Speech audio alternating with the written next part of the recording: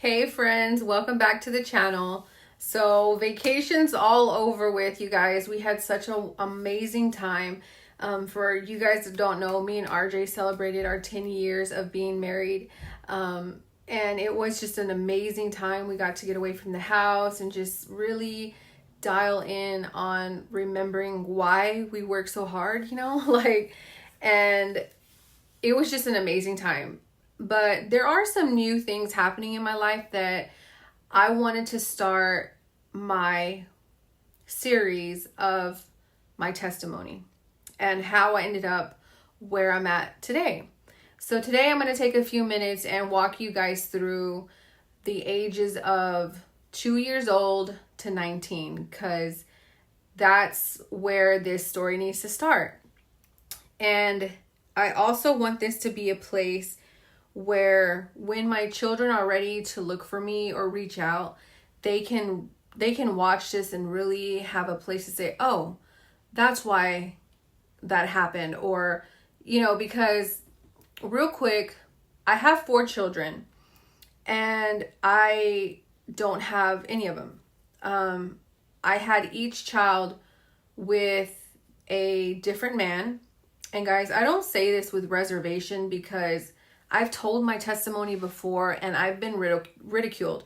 That's gonna happen. So if anybody is out there who's like me, who is in the ministry and wants to give their testimony, don't be discouraged. Like people are gonna take your testimony and they're gonna throw it in your face. They're gonna say, "Oh, can you believe like she's had 4 babies with 4 different men, and oh, she doesn't have any of her children. She must be jealous of me." Guys, I've heard it all, and I've heard it from multiple people throughout my life. It's nothing that surprises me. It's actually something that I expect because it's normal. You're gonna get ridiculed for telling your testimony. Not everyone can do this. Not everyone can lay out their truths for the world to see. But for me, I know that that's the path that the Father in heaven has me on. And there's a reason. There's a reason why I went through everything I went through. And like I always say, if there's just one person that can watch this and say, "Wow, like there's hope. There is hope. There is a creator in heaven. His son is real. Miracles do happen. And you can change." Like the whole theory of people don't change is a lie.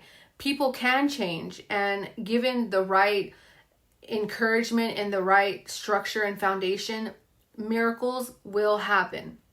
So don't be discouraged to give your testimony and tell your truth, because there is freedom in truth. There is. And so that's where I want to start today, because I'm not happy with the decisions that I've made in my life. I don't sit here as a proud person like, "Oh, that's what I did and so what?" No. I have dealt with the decisions that I made my entire life up to this point every single day. There's not a moment that does not pass by that I don't think of one of my children or that I miss my children. There's times, guys, that I wake up in the middle of the night from nightmares of hearing my children cry, or hearing a baby cry, or having dreams that my child is out there and I can't reach them. Or I mean, it's an ongoing trauma that I have to deal with, because it's based on my decisions. My life today is the outcome of the decisions that I made, But I'm on a new journey of reaching out to my children, because guys, I let fear take hold of me for so long, and I was so afraid of rejection, or what if I do reach out to my children and they don't want nothing to do with me, or but ultimately that's their decision. I lost the right to be their mom because I gave them up. Even if my intentions weren't to give them up, that's what happened. And so the people that raise them are their parents. Like I've always said, guys, like just because you have children doesn't make you a parent.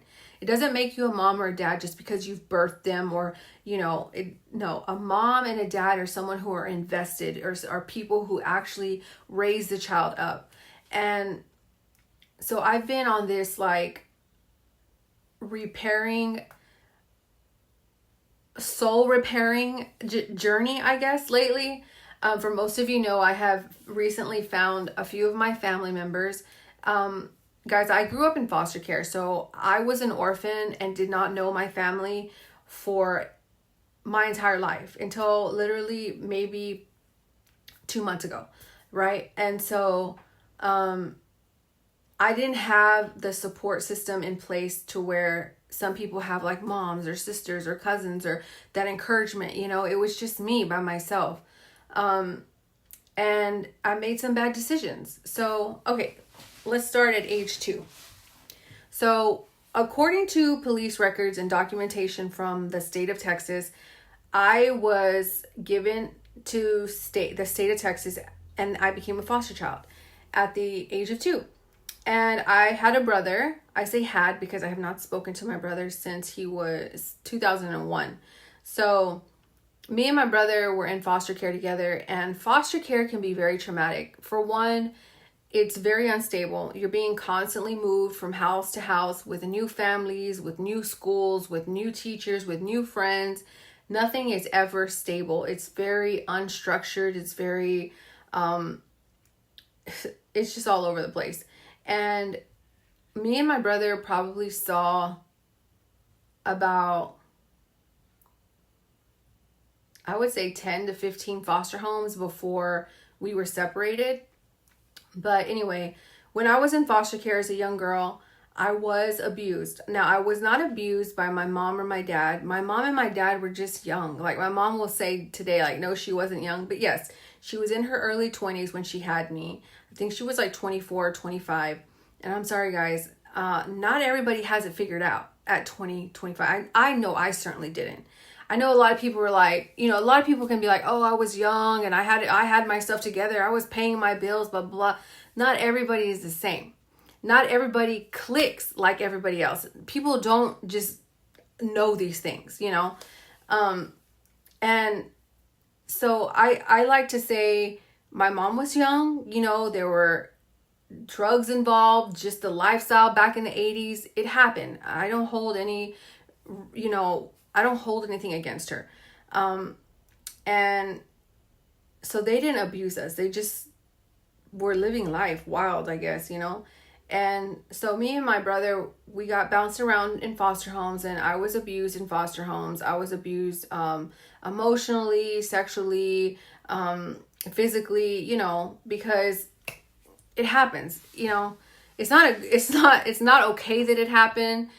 It just happened, and that's just how I cope with it. Like, things happen, And so I was like 7 years old when me and my brother got separated. I would say between 7 or 8. I'm not really quite sure. I don't really have a really good memory, because there is a part of me, guys, that I have learned that I compartmentalize things. I'm able to like put things in a part of my brain and just close it and just move on. That's a survival technique that I learned very early on in age. And I've been recently reminded, like, wow, that happened. And I really honestly have no recollection, because I'm able to do that with trauma. But anyway, so me and my brother ended up getting separated while we were in foster care, and that devastated me. My brother was the only constant thing in my life up to that point, and he started exhibiting some very aggressive behavior towards the other foster children in the foster home. Or they weren't foster children. The children that he started getting aggressive with were the children of the foster parents. So it was their own children. And anytime you go into a home that has that have their own children, it's always like this competitiveness. Like, they're always reminding you, you're a foster child. You're not one of us. Or, children can be mean. And I've always said that. Like, I was bullied a lot in life. And children, most of all, can be super cruel. And so my brother started retaliating. He's like, I'm not going to put up with this much longer. I can fight for myself. And he became very aggressive. And because of that, they sent him to a residential treatment center where it was like locked down for children. And they started working on his behaviors. But I was left to the system because my brother was kind of like my protection, and as much as he could. He was a little boy too, but there were some times that, like, I remember one time we were in a foster home and we were both being physically abused by the foster dad. Like he was like hitting us, and he was, when you're in foster care, they ain't supposed to be hitting you. And I remember my brother like taking a stick and like saying, we're running away. And he took a stick and tried to unlock the vehicle, and the stick broke off in the lock of the truck. And I just remember like, oh my goodness, like we were being hit before, like we're about to get our butts beat, you know what I'm saying? Like that was, I remember, and that was the worst day ever. But anyway, my brother tried to protect me, you know, but being separated from him, it was devastating. And they continued to move me around, you know, and it was simple, guys. It would be something so simple where like a foster parent would be like, oh, we can't take care of her no more because we have other plans with our family, so she's got to go. And it was crazy because you would get to the point where you're calling these people like mom and dad, and then next thing you know, you come home from school and all your clothes are packed up and you're leaving, and you had no idea. That's the trauma behind it, you know. You just never knew. And they would always pack your bags in trash bags because you don't have luggage, you know. They just pack your stuff up and you're on to the next family, you know. And so that continued to happen with me until I was about 11 years old. And I had no idea what was going on with my brother, but he ended up moving to a really nice, like, youth ranch. And it was in Kerrville, Texas, where the flood just happened, actually. It's out there. And it was a beautiful place. It was the best foster place I had ever been because it was set up like camp. So you didn't have like your own personal foster parents, like people, like couples that were doing foster parenting. It was like set up like a camp. You go and it's like camp counselors, and you go through therapy and you do a whole bunch of activities, but it was just so amazing. And when I got there, I decided like I'm going to stay here because I ended up learning the system so well that I became someone who I became a child who would act out so they would move me. So I would start acting out so bad at school or getting into fights or like doing all these things so that the state would move me if I felt threatened by the foster parents. So I learned how to adapt and manipulate the system to be able to get out of these foster homes. And I kept doing that because I was like, I'm not going to stay in foster homes anymore where I'm being abused, whether that's emotionally, sexually, mentally, or physically. Like I ain't doing this no more, you know? So I would act out and they'd be forced to move me because they'd be like, we can't handle her. She's too much.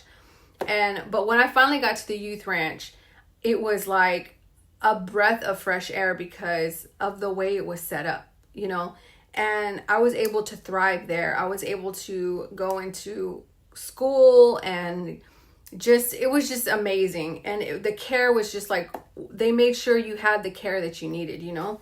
And, I stayed there, went to middle school, went to high school, and then when I turned 15, my brother left. Like, he was there, and when he turned 19 and graduated high school, and that's the thing, guys, when you're in foster care, when you graduate high school or turn 17, in the state of Texas, you're an adult at 17.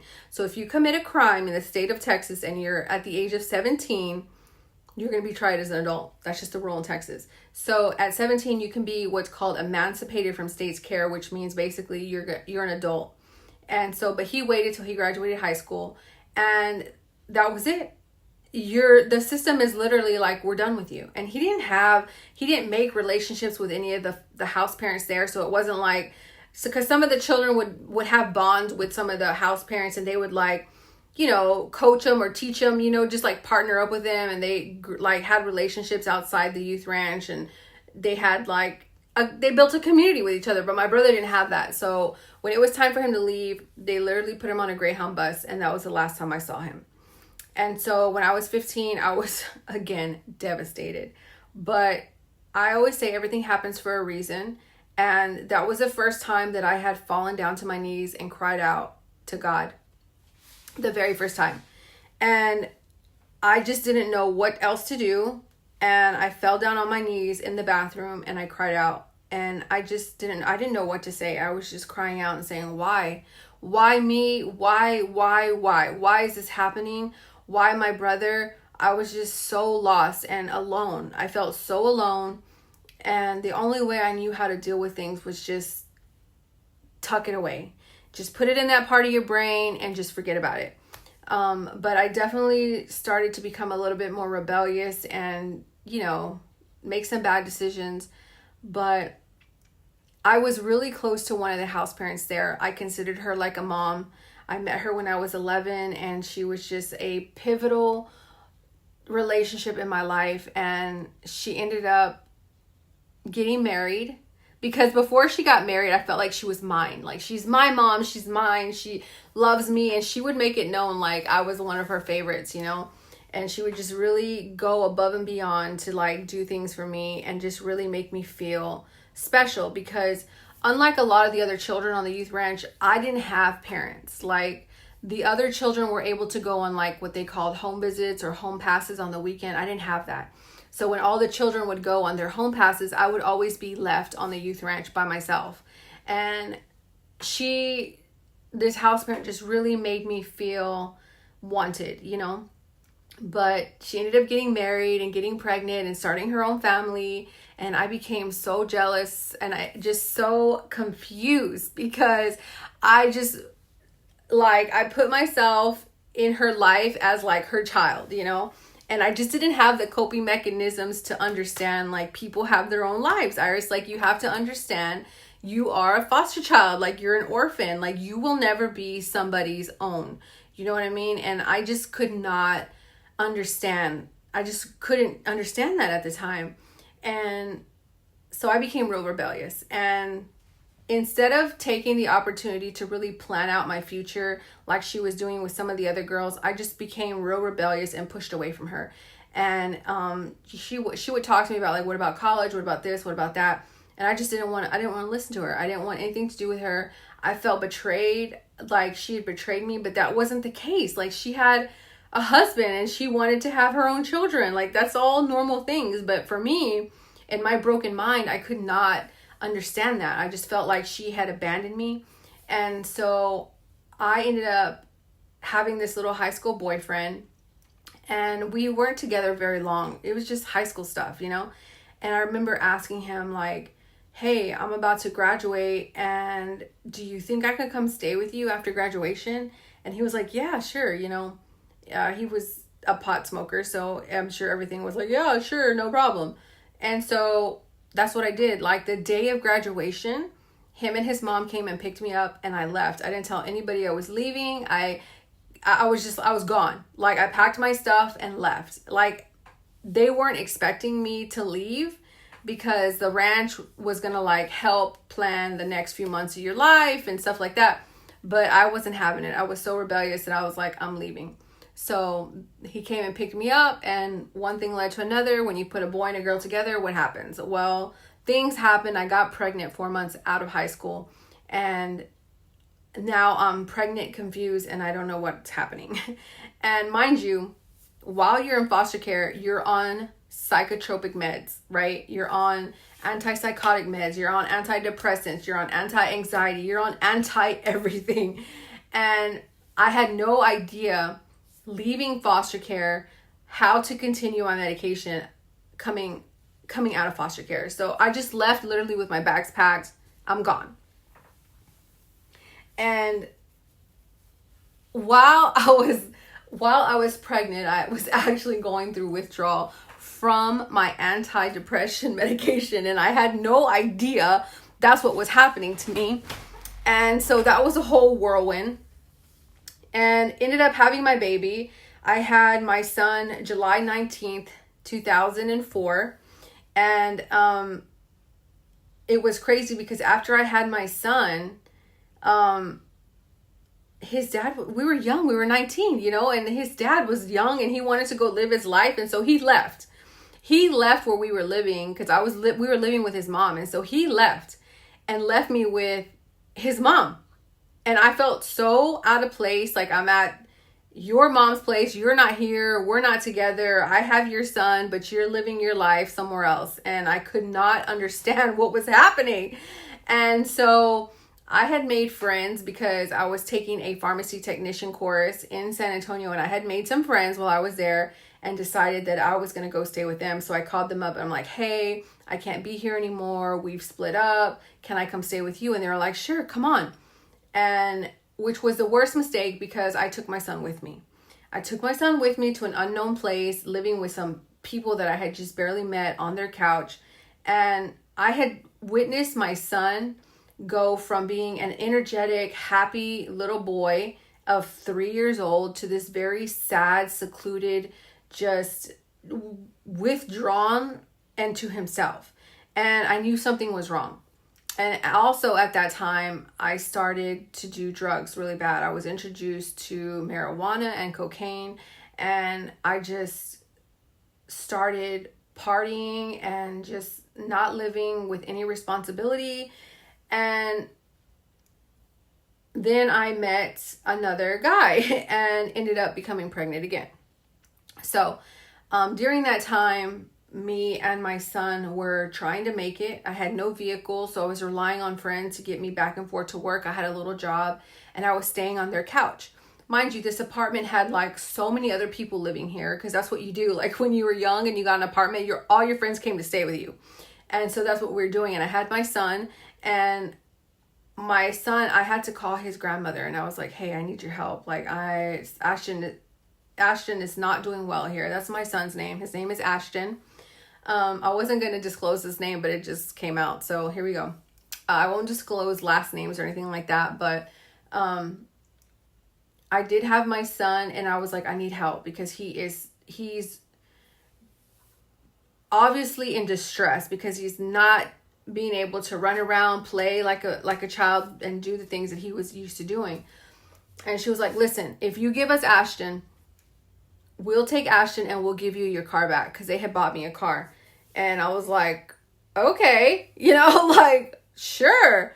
So they came and took Ashton. They're like, hey, no problem. You can see him whenever you want. Just get on your feet. And so I was like, okay, I'm going to work really hard on trying to get situated, right? They had no idea that I was pregnant again. And when I was pregnant, me and the baby's dad were not really involved with each other. It was like really a situation where I'm like, oh my goodness, I'm pregnant. It must have been that party, when I went to that party and made that terrible mistake. And like that was the extent of that relationship. But now I'm pregnant. And so I'm going to stop there and continue with another episode, because I don't want these videos to be too long, but I do want to give you an insight of how my testimony started, and then we'll go from there. So this will be episode 1, and then I will do another video with episode 2. So again, I just want to share with you guys, like, don't be afraid to tell your truth. I have learned in this past year that being able to give your testimony and share your absolute truth is so freeing. And when you stop worrying about what other people think of you, you're set free. And there is freedom in the Messiah, because the Messiah tells us to confess our sins to others and to be able to testify and witness of the mercy and the grace that the Father has bestowed upon me is my number one goal. And I want anybody out there, any young woman or young man who is suffering and is just confused or feels lost, if you grew up in the foster care system and you're like, what do I do next? Listen, there are resources out there. There are programs that can help. Don't feel like you have to go at this alone. Don't be afraid to ask for help, okay? There is a stigma that they put on us in foster care that we don't want to grow up like our parents, or we don't want to grow up on welfare. Listen, those programs have been made and created for people like us to be able to use them to get to a position where you don't have to use them anymore. So do not be afraid. And another reason why I'm making this video is because this is a place that I want my children to be able to say, oh my goodness, my mom didn't give me up because she didn't want me. She didn't just forget about me. No, if you are one of my children and you are watching this, I want you to know that I do love you and I've carried you with me ever since the day you were born, and I never forgot about you. I made some terrible decisions in life. I was young, I was immature, and I just did not have a stable foundation. And I pray every day, and I pray that you will find it in your heart to be able to forgive me. And if you will allow a relationship with me, I would just want to be here to encourage you. And if you have any questions for me, I'm willing to answer them. And I just want you to know that nothing that happened was your fault.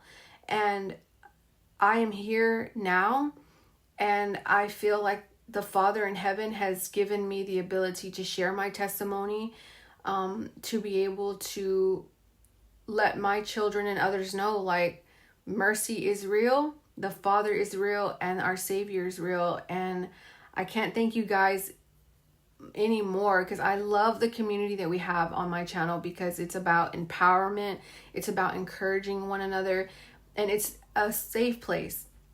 I don't care how big this channel gets. I don't care how many views I get. That is not what I thrive for. I'm not here to make a dollar bill. My channel will grow organically, and I just want this to be a safe place for all of us to encourage one another. So until next time, guys, let me know if you have any questions about the testimony that I just gave, and we will continue this episode next time. Until next time, guys, I love you. I'll talk to you later. Bye.